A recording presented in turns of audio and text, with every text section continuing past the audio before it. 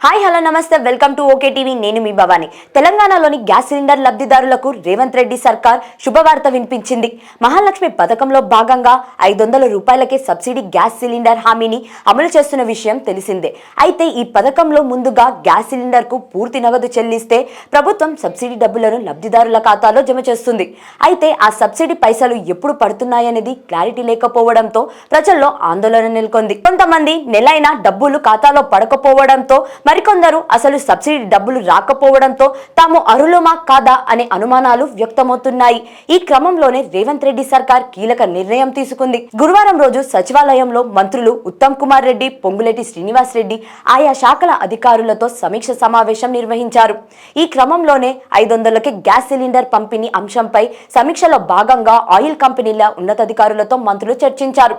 వినియోగదారులకు cylinder delivery అయిన 48 గంటల వ్యవధిలోనే వారి బ్యాంకుల ఖాతా సబ్సిడీ పైసలు జమ కావడంతో పాటు మొబైల్ కు మెసేజ్ వచ్చేలా చర్యలు తీసుకోవాలని ఆయిల్ కంపెనీలను మంత్రి ఉత్తమ్ కుమార్ రెడ్డి ఆదేశించారు. పౌర సరఫరా శాఖలకు సంబంధించిన వివిధ అంశాలపై 10 రోజుల్లో సమగ్ర నివేదిక అందించాలని అధికారులను ఆదేశించారు. ఇదిలా ఉంటే రాష్ట్రంలోని రేషన్ కార్డు ఉన్న వారికి సన్న బియ్యం పంపిణీ చేయాలని మంత్రి ఉత్తమ్ కుమార్ రెడ్డి ప్రకటించారు. ఎన్నికల్లో ఇచ్చిన హామీ మేరకు జనవరి నుంచి సన్న బియ్యం పంపిణీ అమలు చేస్తామని మంత్రి తెలిపారు.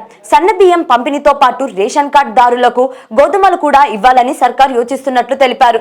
అయితే గోధుమలను పూర్తిగా ఉచితంగా కాకుండా సబ్సిడీ కింద ఇవ్వాలని ఆలోచిస్తున్నట్టు సమాచారం. మరోవైపు రాష్ట్రంలో రేషన్ బియ్యం పక్కదారి పడుతున్న అంశంపై కూడా మంత్రులు చర్చించారు. రేషన్ దుకాణాల్లో అక్రమాలు జరిగినా, పీడీఎస్ బియ్యం పక్కదారి పట్టించినా సహించేది లేదని ఉత్తమ్ కుమార్ రెడ్డి హెచ్చరించారు. ప్రస్తుతం కేవలం జరిమానాలు మాత్రమే విధిస్తున్నామని, ఇకపై అక్రమాలకు పాల్పడినట్లు తెలిస్తే డీలర్ ని రద్దు చేయడంతో పాటు కఠిన చర్యలు తీసుకుంటామని మంత్రి ఉత్తమ్ కుమార్ రెడ్డి హెచ్చరించారు.